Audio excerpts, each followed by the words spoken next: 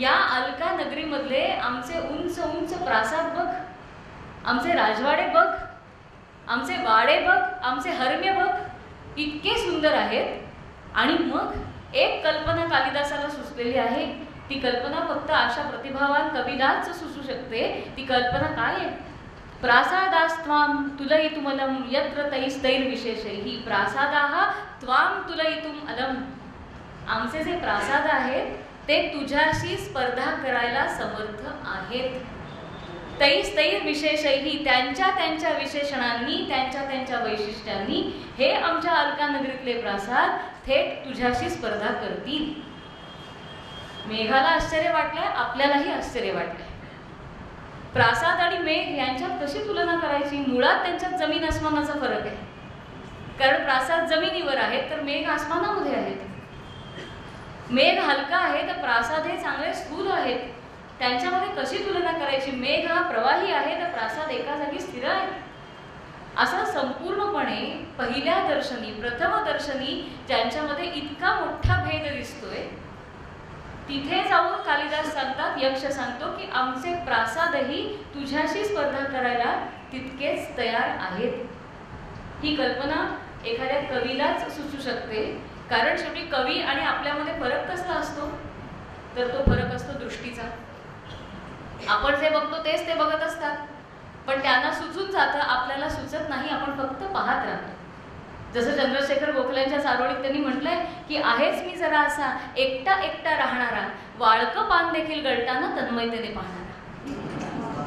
असं वाळकं पान सुद्धा जो तन्मयतेने पाहतो तो खरा कवी असतो. इथे वाळकं पान का, इथे साक्षात अलका नगरी आहे.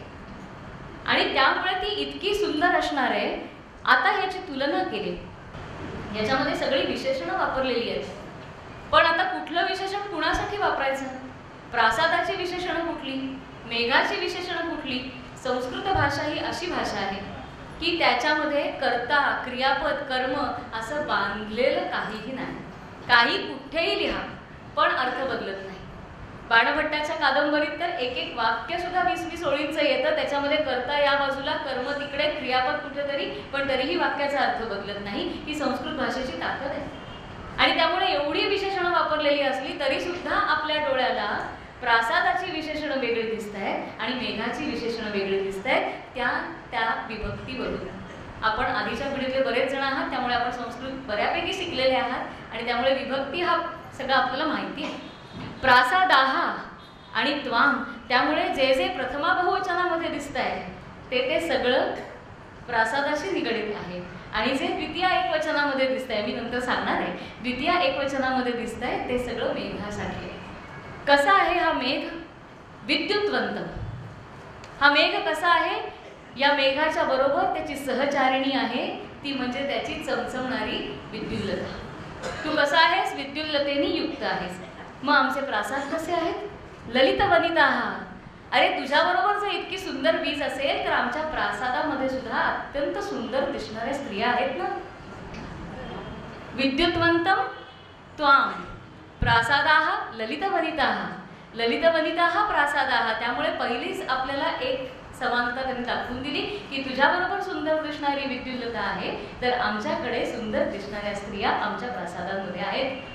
पुढची समानता सेंद्र चापम, मेघाचं विशेषण, सचित्राः प्रासादाचं विशेषण. सेंद्र चापम सचित्राः. अरे मेघा तू स इंद्र चाप आहेस. तुझ्याबरोबर सप्तरंगी इंद्रधनुष्य आहे. मग तुला असं वाटतं का की आमच्या वाड्यांमध्ये सप्तरंग नाहीत? सचित्राः. आमचे वाडे चित्रांनी सजलेले आहेत आणि ह्या चित्रांमध्ये चित्रकारांनी सप्तरंग वापरलेले आहेत. त्यामुळे आमच्या वाड्यांमध्ये डोकावून पाहिलं तर तुला वाटेल भिंतीवरती इंद्रधनुष्य चितारले की काय. त्यामुळे सेंद्र चापम सचित्राः. पुढची त्याच्यामधली समानता संगीताय प्रहत मुरजाः. असे वाडे आहेत आणि तू कसा आहेस? स्निग्ध गंभीर घोषम. आमच्या वाड्यामध्ये कायम मृदुंग, पखवाज, पुष्कर वाद्य जी आहेत ती वाजतायत. कशासाठी? संगीताय. कारण आमच्या वाड्यातली मंडळी, आमच्या अलका नगरीमधली मंडळी ही कलासक्त आहेत. आमच्या वाड्यांमध्ये नित्य नृत्य गायन चालतं आणि त्यामुळे मृदुंगाचा ध्वनी, पखावतचा ध्वनी आमच्या वाड्यांमधनं कायम ऐकू येत असतो. पखावतचा ध्वनी, मृदुंगाचा ध्वनी हा कुणाशी समानता दाखवणारा आहे? तुझ्याशी समानता दाखवणारा आहे. स्निग्ध गंभीर घोषम, कारण तू कसा आहेस तर तू सुद्धा गंभीर ध्वनी करणारा, गंभीर गडगडाट करणारा आहे. त्यामुळे तुझ्यातला आवाज आमच्या प्रासादांमध्ये सुद्धा येतो. तिसरी समानता. चौथी, अंतस्तोयम मणिमय भुवा. अंतस्तोयम, तू कसा आहेस? हा जिमूत आहे. जिमूत म्हणजे पावसाळ्यातला मेघ, आपण पाहिलाय. आणि त्याच्यामुळे तुझ्यामध्ये पाणी आहे. अंतस्तोयम, पाण्याने व्याप्त आहेस तू, पाणी भरलेला मेघ आहेस तू. आणि त्याच्यामुळे तू चमचमतोयस. नुसता कोरडा असता मेघ तर त्याच्यावरती चमचमला नसता, तो लखलखला नसता, पण त्याच्यामध्ये पाणी आहे आणि त्यामुळे ते पाण्याचे बिंदू मध्ये मध्ये चमकत आहेत. तुला काय वाटतं? आमच्या वाड्यांमध्ये चमचमणारं काही नाही? मणिमय भुवा, आमच्या वाड्यांच्या फरशा रत्न खचित आहेत, रत्न जडित आहेत.